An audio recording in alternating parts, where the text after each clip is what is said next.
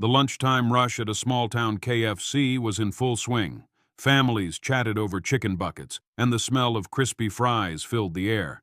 At a corner booth sat the Parker family, James, a hard-working mechanic, his wife Laura, a schoolteacher, and their 10-year-old daughter Mia. They were celebrating Mia's perfect math score with her favorite treat, extra crispy chicken. Just as James was about to pass the mashed potatoes, the restaurant's door opened. In walked none other than President Donald Trump, accompanied by two Secret Service agents. The chatter stopped for a moment. People froze, phones half raised, eyes wide. Trump wasn't giving a speech or surrounded by cameras. He looked almost casual. A simple suit, no tie, just an ordinary man walking into a fast food place. He nodded politely at the stairs and went to the counter. Mia whispered, "Dad, is that really him?" James smiled awkwardly, unsure what to say. Laura nudged him. "He's just a person. Let's not stare." But something in Mia's eyes showed curiosity and courage. As Trump waited for his order, she slid out of the booth clutching a biscuit in her hand. She walked right up to him and said, "Hi, we have plenty of chicken. You can sit with us if you want." The Secret Service tensed, but Trump chuckled. "That's very kind of you, young lady. What's your name?" "Mia. And my mom says sharing food is the nicest thing you can do." He looked at her, then at her family. For a moment, it seemed like he might politely decline. But then, he smiled. "You know what, Mia? I'll take you up on that." The room's whispers grew louder. Nobody knew this lunch would change everything. Trump slid into the booth beside James, shaking his hand firmly. Laura was still in shock, but she quickly recovered, offering him a paper plate. Mia beamed as if she had just invited Santa to dinner. "So, what's the celebration?"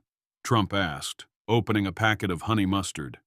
"Mia aced her math test," Laura replied. "That's impressive," Trump said.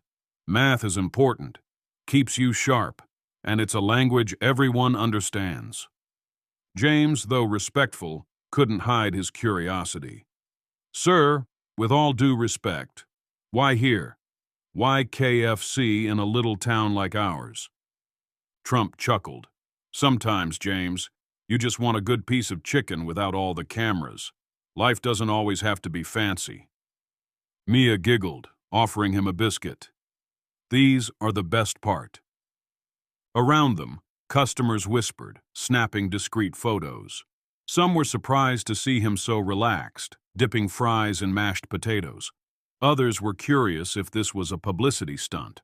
But Trump's eyes stayed focused on the Parkers, listening intently to their stories about small-town life, school events, and the struggles of keeping a business afloat. He didn't seem in a hurry to leave. Instead, he looked like a man who hadn't had a normal lunch in years and was enjoying every second. By the time the first bucket was empty, the Parkers realized they weren't just sharing food, they were sharing something far more important: time. As the plates piled up, Trump leaned back. "Tell me something. What's the hardest thing about living here?" James sighed. "Well, I work 2 jobs to make ends meet. Laura teaches at the elementary school, but pay's not great. Prices keep going up. Feels like we're always one paycheck away from trouble." Laura nodded. "The kids at school, some don't even have lunch money. We try to help quietly, but there's only so much we can do." Trump listened without interrupting. His usual commanding tone was replaced with genuine curiosity. Mia, sensing the seriousness, added softly, "Sometimes Mom packs extra sandwiches for my friends. She says no kid should be hungry." Trump looked at Laura with a rare softness. "That's a good heart you have. The world needs more of that." The conversation deepened. James spoke about rising rent. Laura shared how the school's art program was about to be cut. Trump took mental notes, asking pointed questions like, "How many kids in the school?" and "What does it cost to keep the art program?" For a moment, it didn't feel like they were speaking to a president. It felt like they were speaking to a neighbor who cared. By the time they refilled their drinks, Mia was explaining how she wanted to be a teacher like her mom, but also a scientist on weekends. Trump chuckled. "Aim high, Mia. You can be both." The family had no idea that this simple conversation was planting seeds for something much bigger. Word spread quickly. By the time Trump's second bucket of chicken arrived, a small crowd had formed outside the KFC windows. People pressed their faces against the glass, phones up, trying to capture proof. Inside, Trump seemed unfazed. He asked James about the local economy, Laura about her students, and Mia about her favorite books. But then, an older man approached the table, a retired veteran named Carl, who recognized Trump from his days on TV long before politics. "Sir," Carl said, "I don't agree with everything you say, but I respect you being here. That's rare." Trump stood, shook Carl's hand, and invited him to join. Soon the booth was full, and nearby tables pushed closer to hear the conversation. Laura noticed something unusual. Trump wasn't talking about himself. He was asking about them. Every person who joined shared a piece of their life: job struggles, medical bills, small victories. Mia tugged his sleeve. "Do you always listen this much?" Trump smiled. "The smartest people are the ones who listen more than they speak." It wasn't the answer she expected, but it stayed with her. What nobody knew yet was that Trump wasn't just listening. He was planning. As laughter mixed with the hum of chatter, Mia suddenly asked, "If you could change one thing about the world, what would it be?" Trump paused, the question hanging heavy in the air. "One thing?" he repeated, glancing at Laura and James. "Yes," Mia said, "just one." After a long moment, Trump said quietly, "I'd make sure every kid had the same chance, no matter where they were born." It wasn't a campaign line. It was a personal answer. James studied him, wondering if those words came from years of seeing both wealth and poverty up close. Then Trump leaned toward Mia. "But here's the thing. Change doesn't just come from presidents. It comes from people like your mom, your dad, and even you." Mia grinned. "Then I'm going to help kids who don't have lunch money." Trump nodded. "That's how it starts." As he said it, Laura noticed something different in his expression, a mix of pride and resolve. While the family chatted, Trump excused himself to take a quick call outside. Through the glass, Laura saw him speaking softly, occasionally glancing back inside. When he returned, he picked up a napkin and wrote something on it. Sliding it toward James, he said, "This is the name and number of someone I trust. Call them tomorrow." James frowned. "Sir, what for?" Trump smiled. "Just do it. Tell them we had lunch at KFC. They'll know." Before James could press for details, Trump changed the subject, asking about Mia's school and whether she had enough books to read. Laura admitted the school's library was outdated, with many torn or missing books. Trump nodded, as if locking the information in his mind.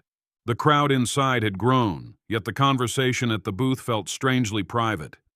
Trump didn't rush to leave, even as his security subtly signaled the growing attention. For the Parkers, it felt like he was no longer President Trump, just a man listening, caring, and quietly making mental notes. Eventually, Trump's security team insisted it was time to go. He stood, shaking hands with everyone at the booth. But before leaving, he knelt to Mia's level. "You keep being brave enough to talk to people, Mia, even presidents." She giggled, "Only if they like chicken." As laughter rippled, Trump turned to Laura and James. "Remember, call that number tomorrow." The Parkers waved as he left, the crowd outside cheering and snapping photos.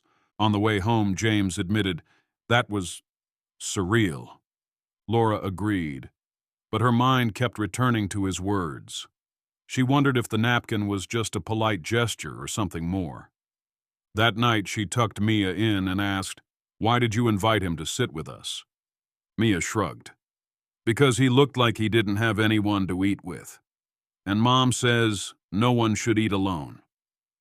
Laura kissed her forehead. realizing her daughter's simple kindness might have set something in motion far bigger than they could imagine. The next morning, James stared at the napkin over breakfast. "This could be nothing," he said. Laura pushed the phone toward him. "You'll regret it if you don't call." After a deep breath, James dialed. A woman answered. "Office of Community Initiatives. This is Karen." James hesitated. President Trump said to call. We had lunch yesterday at KFC." There was a pause. Then Karen said, "Yes, Mr. Parker. We've been expecting your call." Within minutes, she explained that Trump had requested an immediate review of their town's school funding and local small business support. She asked specific questions about Laura's school, James's shop, and community needs. By the end of the call, she promised follow-up within days. James hung up, stunned. This is real." Laura smiled, but her eyes were wet. He was listening the whole time. By midweek, word of the KFC lunch spread like wildfire. Some people called it a publicity stunt. Others called it genuine. At Laura's school, teachers were buzzing. "Is it true he's sending new books?" one asked. James's auto shop had more customers than usual, all wanting to hear the story firsthand. Mia's classmates peppered her with questions, and she told them, "I just asked him to sit with us. That's all." But not everyone believed change was coming. The Parkers heard whispers like, "Politicians promise things all the time," and "Don't get your hopes up." Still, Laura couldn't shake the feeling that something was in motion, something different. 2 weeks later, a truck pulled up to the school.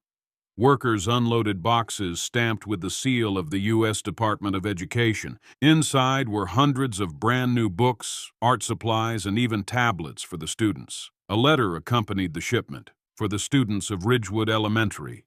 Never stop learning.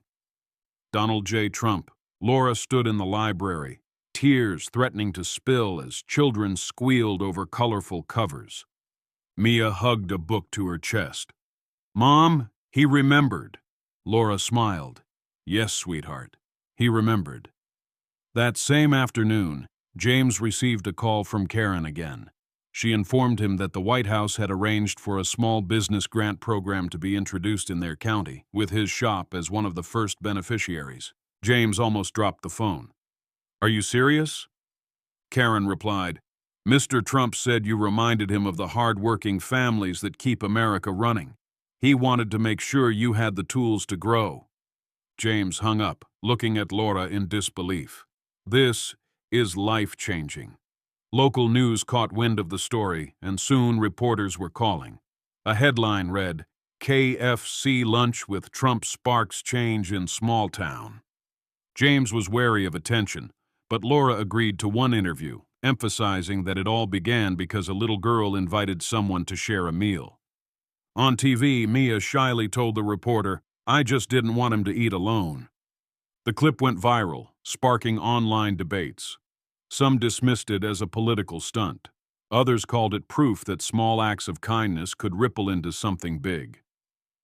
One evening, a thick envelope arrived in the mail. It was embossed with the presidential seal. Inside was a personal letter from Trump thanking the Parkers for their hospitality and inviting them to visit the White House.